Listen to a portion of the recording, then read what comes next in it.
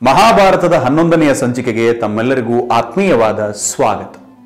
ಆಸ್ತಿಕ ಮಹರ್ಷಿ ತನ್ನ ತಾಯಿ ಹಾಗೂ ಮಾವ ವಾಸುಕಿಗೆ ಪ್ರಮಾಣ ಮಾಡಿ ನಾನು ಈ ಯಾಗವನ್ನು ನಿಲ್ಲಿಸ್ತೇನೆ ಅಂತ ಹೊರಟುಬಿಡ್ತಾನೆ.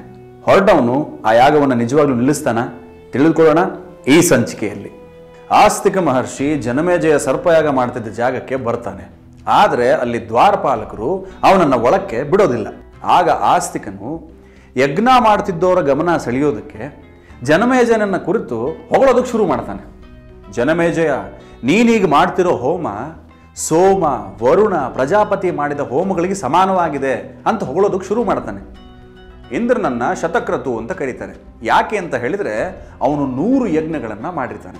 ಅದೇ ರೀತಿ ಪುರು ಮಹಾರಾಜನನ್ನು ಕೂಡ ಕರೀತಾರೆ. ಯಾಕೆ ಅಂತ ಹೇಳಿದರೆ ಅವನು 100 ಯಜ್ಞಗಳನ್ನು ಮಾಡಿರ್ತಾನೆ. ಈ ಒಂದೇ ಒಂದು ಯಾಗವನ್ನು ಮಾಡೋದ್ರಿಂದ ನೀನು ಅವರಿಬ್ಬರಿಗೂ ಸಮಾನವಾಗಿದ್ದೀಯಾ ಅಂತ ಹೇಳ್ತಾನೆ. ನಿನ್ನ ಪೂರ್ವಜರಾದ ಯುಧಿಷ್ಠಿರ, ಹರಿಮೇಧ ಹಾಗೂ ಯಮ ಮಾಡಿರ್ತಕ್ಕಂಥ ಯಾಗಗಳಿಗೆ ಸಮಾನವಾಗಿದೆ ನೀನು ಮಾಡ್ತಾ ಇರೋ ಈ ಒಂದೇ ಒಂದು ಯಾಗ ಅಂತ ಅವರ ಗಮನ ಸೆಳೆಯೋದಕ್ಕೆ ಯಥೇಚ್ಛವಾಗಿ ಹೊಳ್ತಾನೇ ಇರ್ತಾನೆ. ಇದೂ ಅಲ್ಲದೆ ಆಸ್ತಿಕ ಮಹರ್ಷಿ ಕಡೆಗೆ ಹೀಗೆ ಹೇಳ್ತಾನೆ, ಜನಮೇಜಯ ಮಹಾರಾಜ, ಈ ಯಾಗವನ್ನು ಮಾಡೋದ್ರಿಂದ ಸಕಲ ಗುಣ ಪರಿಪೂರ್ಣತೆಯಾಗಿರ್ತಕ್ಕಂಥ ಶ್ರೀಕೃಷ್ಣನಿಗೆ ನೀನು ಸಮಾನನಾಗ್ತಿದ್ದೀಯಾ ಅಂತ ಹೇಳ್ತಾನೆ. ಆಗ ಅವರೆಲ್ಲರ ಗಮನ ಆಸ್ತಿಕನ ಕಡೆ ಬರುತ್ತೆ.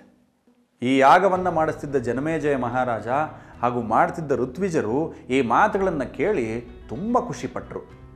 ಆದ ತಕ್ಷಣವೇ ಜನಮೇಜಯ ಮಹಾರಾಜ ಈತನಿಗೆ ಏನಾದರೂ ವರವನ್ನು ಕೊಡಬೇಕಲ್ಲ ಅಂತ ಋತ್ವಿಜರಿಗೆ ಕೇಳ್ದ.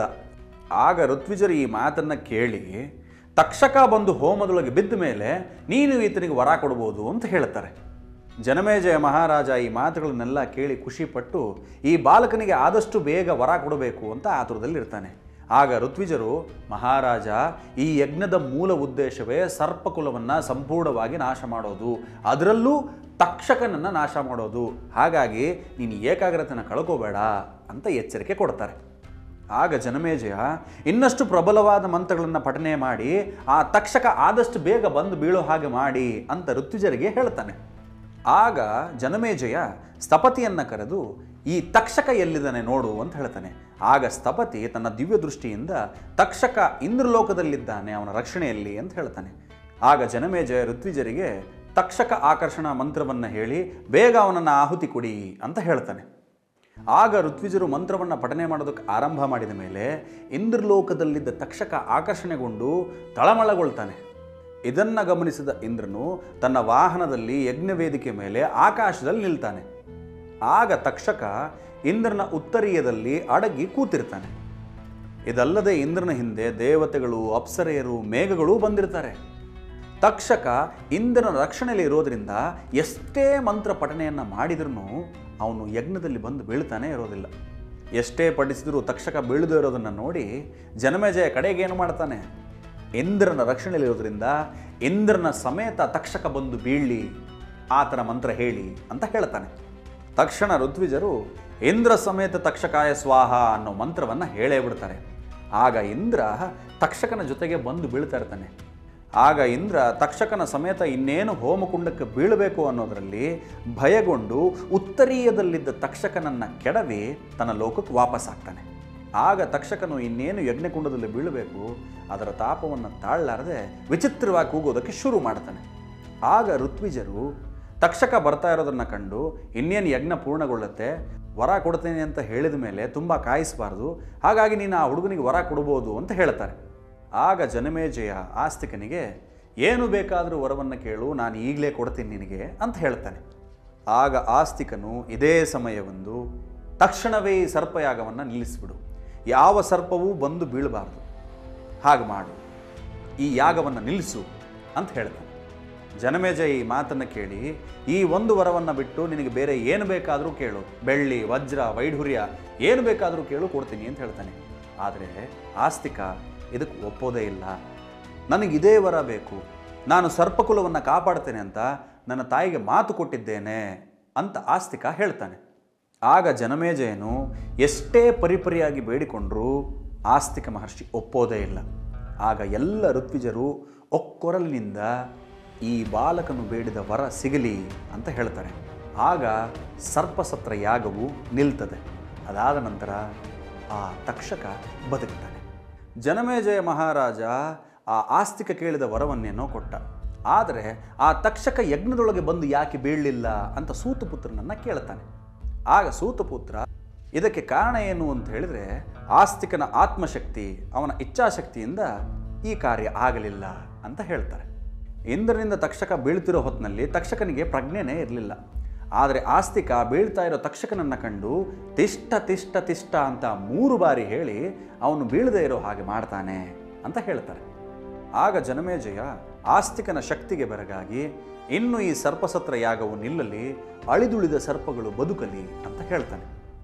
ಆಗ ಜನಮೇಜಯ ಮಹಾರಾಜ ಬಂದ ಋತ್ವಿಜರಿಗೆಲ್ಲ ದಾನ ಮತ್ತು ದಕ್ಷಿಣೆಯನ್ನು ಕೊಟ್ಟು ತೃಪ್ತಿಗೊಳಿಸ್ತಾನೆ. ಅಲ್ಲದೆ ಆಸ್ತಿಕನಿಗೆ, ನಾನು ಮುಂದೆ ಮಾಡಲಿರುವ ಅಶ್ವಮೇಧ ಯಾಗದ ಸದಸ್ಯ ನೀನಾಗಬೇಕು ಅಂತ ಕೇಳ್ಕೊಳ್ತಾನೆ. ಇದಕ್ಕೆ ಆಸ್ತಿಕನು ಒಪ್ಪುತ್ತಾನೆ. ಆಗ ಜನಮೇಜಯ ಮಹಾರಾಜ ಸಕಲ ಮರ್ಯಾದೆಗಳಿಂದ ಆಸ್ತಿಕನನ್ನು ಸರ್ಪಲೋಕಕ್ಕೆ ಕಳಿಸಿಕೊಡ್ತಾನೆ. ಸರ್ಪಲೋಕಕ್ಕೆ ವಾಪಸ್ಸಾದ ನಂತರ ಆಸ್ತಿಕನು ನಡೆದ ವಿಷಯವನ್ನೆಲ್ಲ ತಾಯಿ ಜರತ್ಕಾರುವಿಗೆ, ಮಾವ ವಾಸುಕಿಗೆ ಹಾಗೂ ಅಳಿದುಳಿದ ಸರ್ಪಗಳಿಗೆಲ್ಲ ಹೇಳುತ್ತಾನೆ. ಆಗ ಮಾವ ಹಾಗೂ ತಾಯಿ ತುಂಬ ಸಂತಸಗೊಳ್ಳುತ್ತಾರೆ. ಆಗ ಅವರೆಲ್ಲರೂ ಖುಷಿಯಾಗಿ ಆಸ್ತಿಕನಿಗೆ, ನಿನಗೇನು ವರ ಬೇಕು ಕೇಳು ಅಂತ ಹೇಳ್ತಾರೆ. ಆಗ ಆಸ್ತಿಕನು, ನನ್ನ ಈ ಕಥೆಯನ್ನು ಯಾರೇ ಆಗಲಿ ಬೆಳಗ್ಗೆ ಅಥವಾ ಸಂಜೆ ಕೇಳ್ತಾರೋ ಅಥವಾ ಪಠಿಸ್ತಾರೋ ಅವರಿಗೆ ಸರ್ಪಗಳು ಕಚ್ಚಬಾರ್ದು. ಹಾಗೆ ಅಸಿತ, ಅರ್ತಿಮಂತ ಮತ್ತು ಸುನೀತ ಈ ಹೆಸರುಗಳನ್ನು ಯಾರು ಬೆಳಗ್ಗೆ ಆಗಲಿ ಅಥವಾ ಸಂಜೆ ಆಗಲಿ ನೆನಪಿಸ್ಕೊಳ್ತಾರೋ ಅವರಿಗೆ ಸರ್ಪಗಳು ಕಚ್ಚಬಾರ್ದು. ಜನಮೇಜಯನ ಸರ್ಪಯಾಗದ ನಂತರ ಆಸ್ತಿಕನು ನಿಮ್ಮ ಪೂರ್ವಜರಿಗೆ ಏನು ಹೇಳಿದ ಅಂತ ನೆನಪಿಸ್ಕೊ ಅಂತ ಯಾರು ಹೇಳ್ತಾರೋ ಅವ್ರಿಗೂ ಕೂಡ ಈ ಸರ್ಪಗಳು ಕಚ್ಚಬಾರ್ದು ಅಂತ ಕೇಳ್ತಾನೆ. ಹಾಗೊಂದು ವೇಳೆ ಆಸ್ತಿಕ ಅನ್ನೋ ಹೆಸರು ಕೇಳಿದ ಮೇಲೂ ಆ ಸರ್ಪ ಏನಾದರೂ ಕಚ್ಚಿದರೆ ಅದರ ತಲೆ ಒಡೆದು 100 ಹೋಳಾಗಬೇಕು ಅಂತ ಹೇಳ್ತಾನೆ. ಈ ರೀತಿ ಸರ್ಪಕುಲವನ್ನು ಕಾಪಾಡಿ ಜನಮೇಜಯನಿಂದ ಹಾಗೂ ಸರ್ಪಗಳಿಂದ ಸನ್ಮಾನಿತನಾಗಿ ನಂತರ ಮದುವೆಯಾಗಿ ಪುತ್ರರನ್ನು ಪಡೆದು ಕಾಲಕ್ರಮೇಣ ದೈವಾಧೀನನಾಗ್ತಾನೆ. ಆದರೆ ಆಸ್ತಿಕ ಮಹರ್ಷಿಯ ಕುರಿತು ನಾನಿಲ್ಲಿ ಕೆಲವು ಮಾತುಗಳನ್ನ ಹೇಳಲೇಬೇಕಾಗ್ತದೆ. ಏನು ಅಂತ ಹೇಳಿದರೆ, ಜನಮೇಜಯ ಮಹಾರಾಜ ಸಾಮಾನ್ಯದವನಲ್ಲ, ಮಹಾಭಾರತದ ಕುಲದವನು. ಅಲ್ಲದೆ ತನ್ನ ತಂದೆ ಪರೀಕ್ಷಿತನಿಗೆ ಆದ ಅನ್ಯಾಯಕ್ಕೆ ಸೇಡು ತೀರಿಸ್ಕೋಬೇಕು ಅಂತ ಆ ಯಜ್ಞವನ್ನು ಮಾಡೋದಕ್ಕೆ ಹೋಗ್ತಾನೆ. ಈ ಯಜ್ಞ ಸಾಮಾನ್ಯವಾದ ಯಜ್ಞವಲ್ಲ. ಈ ಯಜ್ಞವನ್ನು ನಾವು ನೀವು ಯಾರೂ ಮಾಡೋದಕ್ಕಾಗಲ್ಲ. ಈ ಯಜ್ಞವನ್ನು ಜನಮೇಜಯನೇ ಮಾಡಬೇಕು. ಹಾಗೆ ಸೃಷ್ಟಿ ಈ ಕಾರ್ಯವನ್ನು ನಿಲ್ಲಿಸಿರುತ್ತೆ. ಜನಮೇಜಯ ಮಹಾರಾಜ ಸಾಮಾನ್ಯವಾದವನಲ್ಲ. ಅವನು ಮನಸ್ಸು ಮಾಡಿದರೆ ಏನು ಬೇಕಾದರೂ ಮಾಡಬಹುದು. ಅವನು ಮಹಾಭಾರತದ ಕುಲದವನು. ಆದರೆ ಆಸ್ತಿಕ ಸರ್ಪ ಕುಲದವನು. ಅವನ ಇಚ್ಛಾಶಕ್ತಿ ಎಷ್ಟು ಗಟ್ಟಿ ಅಂತ ನಾವು ಈ ಕಥೆಯಿಂದ ತಿಳ್ಕೋಬಹುದು. ಅಂಥ ಬಾಲಕ ಒಂದು ದೊಡ್ಡ ಸರ್ಪಸತ್ರ ಯಾಗವನ್ನೇ ನಿಲ್ಲಿಸ್ತಾನೆ. ಅದು ಒಂದು ಸೇಡಿನ ಯಾಗ. ಪರೀಕ್ಷಿತನ ಕಳೆದುಕೊಂಡು ತಂದೆಗೋಸ್ಕರ ಮಗ ಮಾಡ್ತಿರ್ತಕ್ಕಂಥ ಯಜ್ಞ. ಅವನೇ ಸೋತು ಈತನಿಗೆ ವರ ಕೊಟ್ಟು ಕಳಿಸ್ತಾನೆ ಅಂತ ಹೇಳಿದರೆ ಈ ಇಚ್ಛಾಶಕ್ತಿ ಎಂಥ ಗಟ್ಟಿಯಾಗಿರ್ಬೋದು. ಅಲ್ಲದೆ ಮನುಕುಲಕ್ಕೆ ಒಳ್ಳೆಯದಾಗುವಂತಹ ಒಂದು ವರವನ್ನು ಕೇಳ್ತಾನೆ. ಸ್ವಾರ್ಥಕ್ಕಾಗಿ ಸರ್ಪಗಳನ್ನ ಉಳಿಸೋದಕ್ಕಾಗಿ ವರ ಕೇಳೋದಿಲ್ಲ. ಆಸ್ತಿಕ ಮಹರ್ಷಿ ಅಂತ ಯಾರು ನೆನೆಸ್ಕೋತಾರೋ, ಈ ಕಥೆಯನ್ನು ಯಾರು ಕೇಳ್ತಾರೋ, ಯಾರು ಓದ್ತಾರೋ ಅವ್ರಿಗೇನೂ ಆಗಬಾರ್ದು. ಅಕಸ್ಮಾತ್ ಈ ಹೆಸರು ಹೇಳಿದ ಮೇಲೂ, ಈ ಕತೆ ಕೇಳಿದ ಮೇಲೂ ಆ ಸರ್ಪಗಳೇನಾದರೂ ಕಡಿದ್ರೆ 100 ಹೋಳಾಗಲಿ, ಸರ್ಪಗಳಿಂದ ಮನುಕುಲ ಬದುಕಲಿ, ಯಾರೇ ಆಗಲಿ ಬದುಕಲಿ ಅಂತ ಕೇಳ್ತಾರಲ್ಲ, ಈ ಕಥೆಯನ್ನು ಕೇಳಿದರೆ ನಿಜಕ್ಕೂ ರೋಮಾಂಚನವಾಗುತ್ತೆ.